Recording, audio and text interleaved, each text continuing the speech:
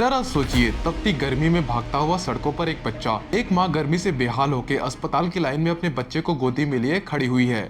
स्कूलों की छुट्टी घोषित हो चुकी है, खेतें वीरान पड़ी हुई है और शहरों में बिजली की लाइटें बार बार गुल हो रही है। ये कोई काल्पनिक कहानी नहीं है, ये है अप्रैल 2025 का भारत। तापमान ने यहाँ पर 45 डिग्री को छू लिया है। गर्म हवाएं हमारा दम घोट रही है और हीट वेव से यहाँ पर देश भर में जानलेवा हालत बन चुकी है। लेकिन क्या ये सिर्फ मौसम का प्रकोप है या फिर आने वाले समय का ट्रेलर? आज ये गर्मी सिर्फ हमें पसीने में नहीं डुबो रही है, बल्कि हमारे पूरे के पूरे भविष्य को जला रही है। अब सवाल यहाँ पर यह है, क्या 2025 एक हॉट ईयर है या फिर क्लाइमेट इमरजेंसी का फाइनल अलार्म?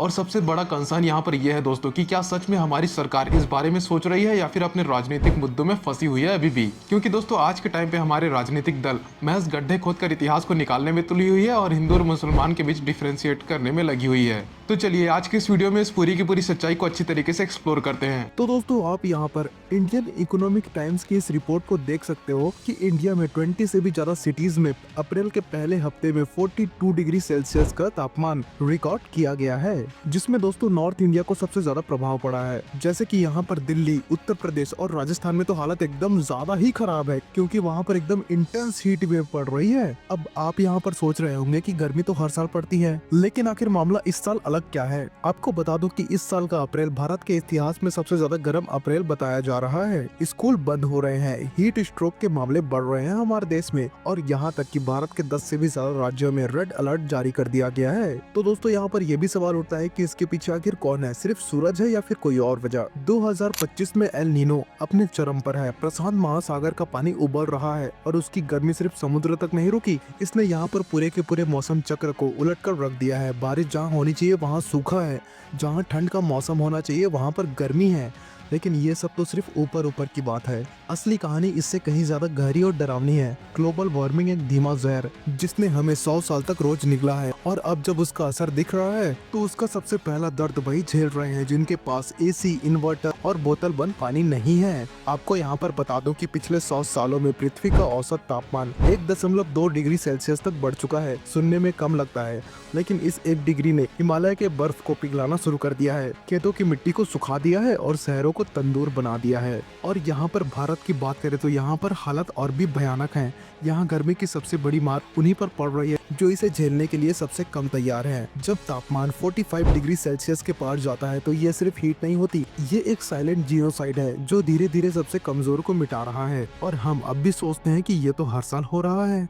नहीं भाई, आपको बता दूं यहाँ पर ये हर साल नहीं होता था, ये असामान्य है, खतरनाक है और हमारी ही लापरवाही का नतीजा है। अब जरा यहाँ पर सोच कर देखिए, एक मजदूर बिना शर्ट के झुलसती सड़क पर डामर बिछा रहा है, उसके चप्पल की रबर तक गर्मी से पिघल रही है, लेकिन उसको यहाँ पर रुकने की इजाजत नहीं है, क्योंकि एक दिन की मजदूरी उसके पूरे हफ्ते का राशन तय करती है। और वहीं पर एक सरकारी अस्पताल, वेटिंग एरियाज सारे के सारे खचाखच भरे हुए हैं। हीट स्ट्रोक के मरीज, बूढ़े, बच्चे और प्रेग्नेंट महिलाएं स्ट्रेचर के इंतजार में लाइन में पड़े हुए हैं। डॉक्टर पसीने पोंछते हुए लगातार चिल्ला रहे हैं, आईवी चढ़ाओ जल्दी, अगला पेशेंट आईसीयू में भेजो। और ये बता दो आपको, कोई फिल्म का सीन नहीं है, ये आज का भारत है और हमारे ही लोगों की हकीकत। लेकिन दोस्तों यहाँ पर दुखद बात तो ये है कि बहुत सारे लोगों को और हमारी अपनी सरकार को हिंदू मुसलमान करने से फुर्सत नहीं मिल रही है। गड्ढे खोदकर औरंगजेब के बारे में बताने के अलावा और कोई उनके पास चर्चा का टॉपिक ही नहीं है। या फिर जैसे कि देखा जाए दोस्तों, अभी करंट का न्यूज़ है, तेलंगाना में बहुत सारे पेड़ काटे गए, वहाँ का बहुत सारा वर्षावन और बहुत सारे नेचुरल रिसोर्सेज ध्वस्त हो गए। वहाँ का पूरा इन्वायरमेंट और वाइल्ड लाइफ तहस महस हो चुका है दोस्तों, जिसके बारे में यहाँ पर ना तो हमारी सरकार चर्चा कर रही है और ना ही हमारे देश की जनता उसके बारे में चर्चा करना चाहती है। मेरा कहने का मतलब है दोस्तों कि यहाँ पर कोई आवाज उठाना ही नहीं चाहता। वहाँ पर बहुत सारे ऐसे जीव जंतु हैं जो हमेशा के लिए बेघर हो चुके हैं, लेकिन उनके बारे में कोई चिंता ही नहीं कर रहा। और यही सबसे बड़ी वजह है जिसकी वजह से ग्लोबल वार्मिंग हमारे देश में बढ़ती जा रही है सबसे तेजी से, क्योंकि हम अपने नेचुरल रिसोर्सेज को हमेशा के लिए तबाह कर रहे हैं। अब सिर्फ यहाँ पर भोपाल में नहीं बल्कि लखनऊ, दिल्ली, नागपुर, पटना, हर जगह ये हीट वेव फैल रही है और यहाँ पर सारे के सारे स्टेट उबल रहे हैं। और यहाँ तक कि तो ये भी हो चुका है कि कई सारे देशों में तापमान 44 से 46 डिग्री तक पहुंच चुका है अभी के टाइम पर, और वो भी अभी अप्रैल के टाइम पर। अभी तो मई और जून बाकी ही है। सड़कों पर तो मानो आग बरस रही है। रिक्शे वाले, सब्जी बेचने वाले या फिर मजदूर, सारे के सारे लोग छांव को ढूंढने में लगे हुए हैं, लेकिन सरकार को इससे कोई भी फर्क यहाँ पर नहीं पड़ता। उनको तो सिर्फ अपने पॉलिटिकल मुद्दों पर फर्क पड़ता है और सिर्फ अपने जेब भरने में वो लगे हुए हैं। खेतों में हल जोतना अब जान जोखिम में डालने जैसा हो चुका है, लेकिन दोस्तों इससे भी सरकार को कोई फर्क नहीं पड़ता। हमारी आपकी उनको कोई चिंता नहीं है। मिट्टी की नमी यहाँ पर सूख चुकी है और धान गेहूं की फसलें जलने लगी है। हमारे देश में बिजली की मांग इसकी वजह से एक अलग लेवल पर पहुंच चुकी है। एसी, कूलर और पंखे की खपत हमारे देश में इतनी ज्यादा हो रही है कि पावर लाइंस पर बहुत ज्यादा दबाव पड़ रहा है और देश भर में पावर कट की बहुत सारी समस्या देखने को मिल रही है, हर स्टेट में, हर शहर में। और यहाँ पे एक और मुद्दा है जो कि है पानी का, क्योंकि बहुत सारे स्टेटों में यहाँ पर गर्मी की वजह से पानी की बहुत ज्यादा कमी हो चुकी है और पानी के टैंकर्स को मंगवा कर वहाँ के स्टेट वाले उसके लाइन के पीछे खड़े हुए हैं। और एक और दुखद बात तो यह है कि भूजल स्तर भी गिरता जा रहा है। ये महज अब मौसम की बात नहीं रह गई है। हीट वेव अब बस मौसम विज्ञान का शब्द नहीं रह गया है। ये एक हमारे और आपके जैसे जिंदा इंसान के लिए एक बहुत बड़ी आपदा बन चुकी है। जब गरीब को पीने का पानी और मजदूरों को छांव ना मिले तो ये सिर्फ गर्मी नहीं होती बल्कि मानवाधिकार संकट होता है। तो अब दोस्तों यहाँ पर सवाल ये उठता है कि क्या हम कुछ बदल सकते हैं या फिर बस पसीने में भीगते रहेंगे, दूसरों को दोष देते रहेंगे। सच तो यह है कि बदलाव की चाबी हमारे हाथ में है। नंबर 1 पे जो आता है उस चीज को अप्लाई करना सबके लिए बहुत जरूरी है, क्योंकि पेड़ लगाओ, बहुत ज्यादा से ज्यादा पेड़ लगाओ, यही सबसे नंबर 1 ऑप्शन है। जितना हो सके पेड़ लगाओ, पौधे लगाओ, अपने घर के छत के ऊपर लगाओ, छोटे छोटे पौधे लगाओ, धीरे धीरे शुरुआत तो करो कम से कम। सिर्फ सरकारी कार्यक्रमों का इंतजार मत कीजिए। एक छोटा सा पौधा भी आपके एरिया में तापमान 2 से 4 डिग्री तक कम कर सकता है। दिल्ली जैसे शहर में ग्रीन कवर पिछले 5 सालों में 20% घटा है और यही अर्बन हीट को सबसे ज्यादा बढ़ा रहा है।